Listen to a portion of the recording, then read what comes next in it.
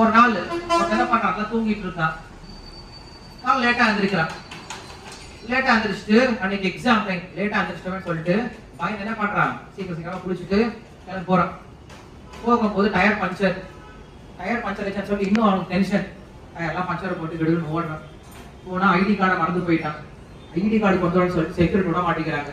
Security கையில காலில் விழுந்து உள்ள எப்படியோ போய் சேர்ந்துட்டான். உள்ள போனதுக்கு அப்புறம் தெரியுது ஹால் டிக்கெட் கொண்டு வரல.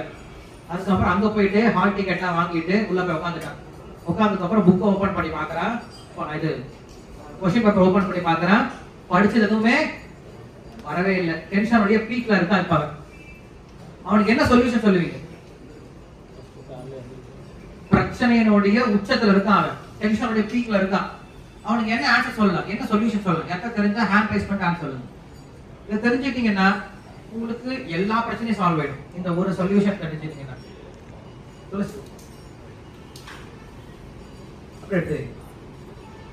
என்ன சொல்யூஷன் சொல்லலாம் இந்த பிரச்சனைக்கு?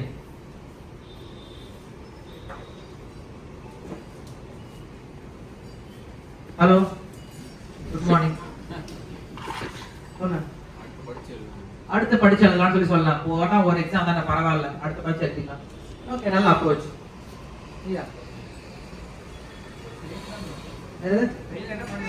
ஃபெயிலான முதல்ல எழுத வேண்டியதான். என்ன இருக்கு, ஃபெயில் தானே, வாழ்க்கையில் நம்ம பார்க்காத ஃபெயிலா? சார் ஜவாஹர் சார்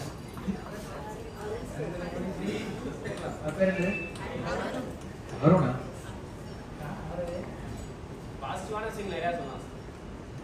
உட்காந்து அவன் டென்ஷன் அழுதுட்டு இருக்கான். அவங்க என்ன சொல்லி சொல்யூஷன்?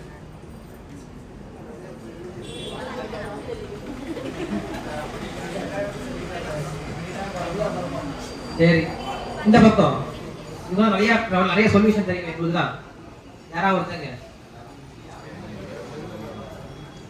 வரவேற்புரை பண்ணுவாங்க இல்லைங்க, முன்னாடி 2 பேர் நின்று வாங்க வாங்க உள்ள வாங்க வாங்க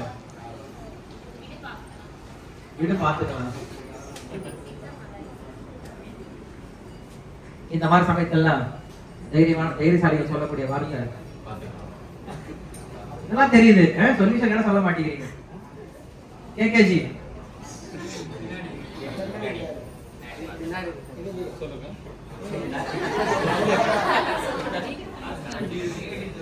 அவர் பர்ஃபார்மன்ஸ் பண்ண பாக்குறாரு.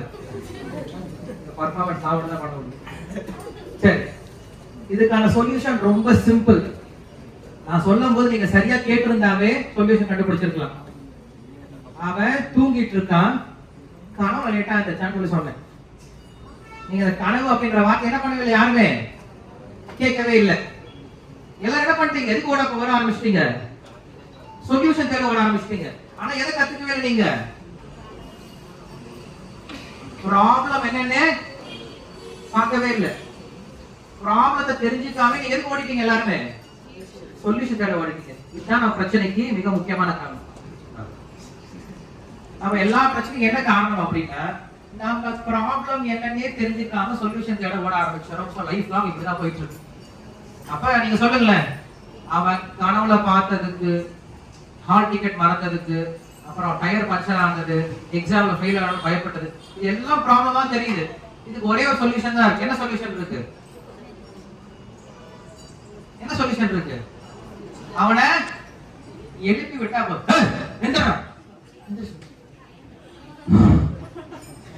ஒரு நிமிஷம் அவன் என்ன ஆயிடுவான். எனக்கு நடந்தது நல்லா சொல்றேன். நான் கோயில்ல தூங்கிட்டு இருந்தேன். 3:30 மணி 3 மணி வச்சு செலவு. இதே மாதிரி எனக்கு maths M3 paper, engineering M3 paper exam. படிக்கவே இல்லை. நடந்து போகும்போது படிச்சுட்டே போறேன். பஸ்ல ஏறி 1 மணி நேரம் டிராவல். பஸ்ல நின்றுட்டு போவேன். அப்ப நின்றுட்டு போது பார்த்துட்டே போறேன். இறங்கினதுக்கு அப்புறம் பசங்க சும்மா இருக்க மாட்டேன். ஏ சாமி வாயா, இது படிச்சுட்டே அதை படிச்சுட்டே, சும்மா இருந்தாலும் அவங்க தான் ஞாபகப்படுத்துவாங்க. அதான் படிச்சுட்டே போறேன். வெளியில எக்ஸாம் போற வரைக்கும் என்ன பண்ண, புக்கை கரெக்டா அப்படியே போட்டு கீழே போய் அப்படி எழுதுற மாதிரி பெருசா அப்படி போட்டு போய் உட்காந்து கொஸ்டின் எடுத்து பார்த்தா படிச்சு எதுவும் வரவே இல்லை. ஐயோ போச்சுடா, நம்ம இந்த செமஸ்டர் அரிய வச்சுட்டு போல இருக்கு. ஏன்னா டிஸ்டிங்ஷன்லயே பாஸ் பண்ணிட்டு இருந்தேன், நல்ல மார்க் வந்துட்டு. மேக்ஸ்ல போக போது போல இருக்குடா, என்ன நடக்க போதும்னு சொல்லிட்டு அழுத ஆரம்பிச்சிட்டேன், பயப்பட ஆரம்பிச்சிட்டேன். திடீர்னு பார்த்தா பார்த்தா எவ்வளவு பெரிய ரிலீஃப் எனக்கு. நான் காலேஜ் ஸ்டூடெண்ட்டும் கிடையாது, நான் காலேஜ்லயும் கிடையாது, எனக்கு எக்ஸாமும் கிடையாது. நான் பண்ண வேண்டியதெல்லாம் ஒன்னே மட்டும்தான், குளிச்சுட்டு கோயிலுக்கு போய் ஹரே கிருஷ்ணான்னு பாடி டான்ஸ் ஆட போகும், அவ்வளவுதான். நினைச்சா எவ்வளவு பெரிய ரிலீஃபா இருக்கு, ஆமாவா இல்லையா? ஒரு நிமிஷம் அப்படியே நான் ஆடி போய் அப்படியே அப்படின்னு நினைச்சேன். ஆனா நான் கனவு காணும் போது எல்லாமே எப்படி இருந்தது? உண்மையா இருந்தது. நான் பயப்பட்டது, அழுதது, பயந்தது இல்லையா, நடுங்கினது, வருத்தப்பட்டது எல்லாம் எப்படி இருந்தது? உண்மையா இருந்தது. ஆனா இத்தனை பிரச்சனை என்ன சொல்யூஷன்? ஒரே ஒரு சொல்யூஷன். அவன் என்ன பண்ணும்? எழுப்பி விட்டா போதும். எழுப்பி வருது அப்படின்னா அவனுடைய ரியாலிட்டிக்கு வரும். ரியாலிட்டி அப்படிங்கிறது வேற, கனவு அப்படிங்கிறது வேற. புரியுதா உங்களுக்கு நான் பேசுறது? அது போல நம்ம லைஃப்ல என்ன பண்றோம்னா, ரியாலிட்டியை புரிஞ்சிக்காதனாலதான் நமக்கு நிறைய பிரச்சனைகள் இருக்கிற போல தோணும்.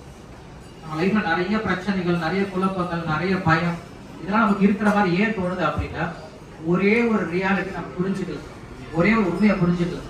அப்ப நம்ம வாழ்க்கையில படக்கூடிய எல்லா கஷ்டத்துக்கும் எத்தனை சொல்யூஷன் இருக்கு? ஹலோ, எத்தனை சொல்யூஷன் இருக்கு? ஒரே ஒரு சொல்யூஷன் தான். அந்த ஒரு சொல்யூஷன் நீ கண்டுபிடிச்சிட்டீங்க அப்படின்னா லைஃப்ல உங்களுக்கு எத்தனை ப்ராப்ளம் வந்தாலும் அது ப்ராப்ளமாவே தெரியாது. இப்ப யோசிச்சு பாருங்களேன், நான் கனவு காண்பதை தெரிஞ்சே கனவு கண்டா எப்படி இருக்கும்? ஒரு சில சமயம் அதுவும் நடக்கும். கனவு காணுவோம், தெரியும், நம்ம கனவு காணும் தெரியும், நல்ல கனவா இருக்கும். சரி, கொஞ்ச நேரம் கனவு தான் காணலாமே, என்ன போச்சு, கனவுலையாவது பார்க்கலாம். கனவுல பார்த்துட்டு இருக்கும், எக்ஸாம் இருக்கு, பயந்துட்டு இருக்கேன், ஓடிட்டு இருக்கேன், அழுதுட்டு இருக்கேன், இந்த சிரிப்பேன் பாரு, எப்படி அழுதுறேன் பாரு, சிரிச்சுட்டு இருக்கேன். இது சினிமா பாக்குற மாதிரி வச்சுக்கோங்களேன். அந்த காலத்துல வந்து நிறைய இப்படி நாடகம்லாம் வருது. எங்க அம்மா என்ன பண்ணுவாங்கன்னா, ஏதோ ஒரு நாடகத்தை பார்த்து அழுதுட்டு இருப்பாங்க, பூத் அழுதுட்டு இருப்பாங்க. வெட்டி ஒலி, அப்புறம் சித்தி, அதாவது ரொம்ப காலத்தோட அந்த நாடகம் விழுதுகள், இதெல்லாம் ரெண்டு மாதிரி இருக்கும் நினைக்கிறேன். அதை பார்த்து என்ன பண்றாங்க, அம்மா அழுதுட்டு இருப்பாங்க. நான் போய் டிவியை மறைச்சிப்பேன். டிவியை மறைச்சா, ஏய் நகரடா நான் அழுகுறா, ஏய் நகரடா நான் அழுகணும், அதையே பார்க்கலாம், அதையே அழுகணும். ஏன் அழுகுறாங்க அவங்க? நான் பார்த்து சிரிக்கிறேன், அவங்க அழுகுறாங்க. என்ன பண்றாங்க, தன்னை அந்த கேரக்டரோட அப்படியே மெர்ஜ் பண்ணி பாக்குறேன். நான் தான் வருவாங்க, என்ன எங்க பாரு, எங்க மாமியை இப்பதான் சங்கடப்படுத்துறேன் இல்லையா, அப்படி நம்ம என்ன பண்றோம், அப்படி நம்ம நாமளே நடிச்சு கற்பனை பண்ணிட்டு அழுதுட்டு இருக்கோம் இல்லையா. ஆனா நான் என்ன பண்றேன், தேர்ட் பர்சனா பார்த்துட்டு இருக்கேன். எனக்கு தெரியும் அங்க நடக்கிறது எல்லாமே கதை, அது எதுவுமே உண்மை இல்ல. நான் எதையுமே மாத்தவும் முடியாது, எதையும் மாத்த தேவையும் இல்ல. நான் பண்ண வேண்டியது என்னதான், உட்காந்து அத ரசிச்சா போதும். அவங்க அழுகதை ரசிக்கலாம், சிரிக்கிறதை ரசிக்கலாம். எப்படி அழுகிற பாரு, காசு கொடுத்து எப்படி எல்லாம் அழுகு பாரு. என்ன பண்ணலாம், நம்ம பார்த்து சிரிக்கலாமே தவிர அதை பார்த்து நம்ம என்ன பண்ணக்கூடாது, கவலைப்பட வேண்டிய அவசியம் கிடையாது.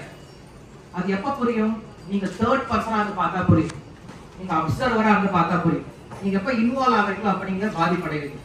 அதே போல நம்ம லைஃப்லயும் நாம எல்லாரும் என்ன பண்ணுறோம், இந்த ஆத்மா இருக்கு இல்லையா, இந்த ஆத்மா என்ன பண்ணுது, இந்த உடம்புக்குள்ள உட்காந்து கனவு கரண்ட் இருக்கு. என்ன கனவு கரண்ட் இருக்கு? நான் ஆண், நான் பெண், நான் இந்தியன், நான் தமிழன், நான் இந்த கடையில வேலை பண்றேன், எனக்கு இந்த குடும்பம் இருக்கு, எனக்கு இந்த பிரச்சனை இருக்கு, எல்லாமே ஒரு கனவு போல நடந்துட்டு இருக்கு. இந்த கனவு எப்ப முடியும் அப்படின்னா, இந்த உடம்பை விட்டு வெளில வருவோம்ல, இறப்பு அப்படின்னு ஒண்ணு நடக்கும் இல்லையா. அந்த இறப்பின் போது என்ன பண்ணுவோம், இந்த ஆத்மாவானது இந்த உடம்பை விட்டு வெளில வரும். வெளியில வரும்போது இந்த ஆத்மா இந்த உடம்பை பார்த்து சிரிக்குமா, என்னடா நான் இங்க இருக்கேன், எல்லாரும் இந்த உடம்பை சுத்தி சுத்தி என்ன பண்ணிட்டு இருக்காங்க, அழுதுட்டு இருக்காங்க. உண்மைக்கு நானும் தான் இந்த முட்டாளா இருந்தேன், இந்த உடம்புக்கு என்ன பண்ணா, என்னென்னமோ பண்ணல, உடம்பு நல்லா பாதுகாக்கிறதுக்கு நல்லா சாப்பாடு கொடுத்து, நல்லா உடம்ப கிளீன் பண்ணி, நல்லா ட்ரெஸ் போட்டு, உடம்பு நல்லா அலங்காரம் பண்ணி, உடம்பு நல்லா பாத்துக்கிட்டேன். பட் உண்மை நான் உடம்புல போல இருக்கேன், நான் உடம்புக்குள்ள இருந்த ஆத்மா போல இருக்கேன்.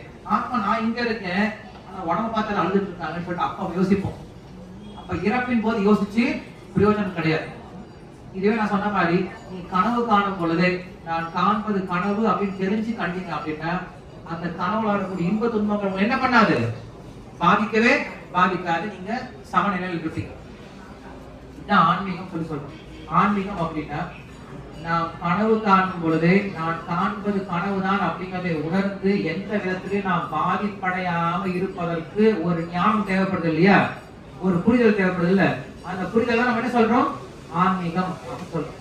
ஆன்மீகம்னா இந்த உடம்புல இருக்கும் பொழுதே நான் இந்த உடல் அல்ல, இந்த உடலுக்குள்ள இருக்கக்கூடிய ஆத்மா, இந்த ஆத்மாவுக்கு இந்த உடம்போட எந்த சம்பந்தமும் கிடையாது. இந்த ஆத்மாவுக்கு இந்த உடம்புல வரக்கூடிய இன்ப துன்பங்களோ லாப நஷ்டங்களோ மான அபமானங்களோ எதுவுமே ஆகாது, தொடவே தொடாது. இது எல்லாமே தற்காலிகமானது, இதெல்லாம் கனவை போன்றது அப்படிங்கிறத நீங்க எப்ப பார்க்க ஆரம்பிக்கிறீங்களோ அப்ப நீங்க என்ன ஆக மாட்டீங்க, பாதிப்பு அடைய மாட்டேன். ஒரு சினிமா பார்க்குற மாதிரி லைஃப் நீங்க பார்க்க ஆரம்பிக்கும். நீங்க இன்வால்வ் ஆகக்கூடாது. என்ன பண்ண வேணும்? அப்சர்வ் தான் பண்ண ஆரம்பிக்கும். அந்த அப்சர்வ் பண்றதுக்கு உங்களுக்கு நாலேஜ் தேவை, ஞானம் தேவை. அந்த ஞானத்தை நம்ம சொல்றோம் ரியலைசேஷன் இல்ல ஆன்மீகம் சொல்லி சொல்றோம். புரியுதா உங்களுக்கு? நம்ம லைஃப்ல படக்கூடிய எல்லா பிரச்சனைகளுக்கும் ஒரே ஒரு சொல்யூஷன் இருக்குன்னு சொல்லி சொன்னேன்ல. நான் மேத்ல சொன்னேன் இல்லையா? மேத்ல நிறைய லைஃப்ல தப்பு இருக்கிற மாதிரி இருக்கும். பட் தப்பு ஒரே இடத்துல தான் இருக்கு. ஆரம்பத்துல ஒரு தப்பு இருக்கு, எல்லாமே தப்பா மாறி போயிடுது. அது போல நம்ம லைஃப்லயும் பார்க்கறது நிறைய பிரச்சனைகள் இருக்க மாதிரி இருக்கும் லைஃப்ல. பட் நிறைய பிரச்சனை கிடையாது. பிரச்சனை ஒரே இடத்துல தான் இருக்கு. எங்க இருக்கு? நம்முடைய மிஸ் அண்டர்ஸ்டாண்டிங்ல தான் இருக்கு. நான் இந்த உடல் அப்படின்ற தவறான எண்ணம் தான் நம்முடைய வாழ்க்கையில எல்லா பிரச்சனைக்கும் மிக முக்கியமான காரணமா இருக்கு. அப்ப இந்த எல்லா பிரச்சனைக்கும் என்ன சொல்யூஷன்? ஒரே ஒரு சொல்யூஷன் தான். என்ன சொல்யூஷன்? நான் இந்த உடல் அல்ல, நான் ஆத்மா அப்படிங்கிற சொல்யூஷன். இதை நம்ம உடனே புரிஞ்சுக்க முடியாது. புரிஞ்சுக்க முடியுமா? நான் இந்த உடல் எல்லாம் ஆத்மான்னு சொன்னா புரிஞ்சுக்கவே முடியாது. ஏன்னா நம்ம எல்லாரும் இந்த உடம்புல இருந்ததுனால இந்த உடல் தான் நம்ம நினைச்சிட்டு இருக்கோம். அப்ப என்ன பண்றாரு கிருஷ்ணர்? வேற ஒரு சொல்யூஷன் சொல்லி கொடுக்குறாரு. நீ உடல் எல்லாம் ஆத்மான்னு புரிஞ்சுக்கிறதுக்கு ரொம்ப எளிமையான வழி அவனை சொல்லி கொடுக்குறான்னு சொல்லி சொல்றாரு.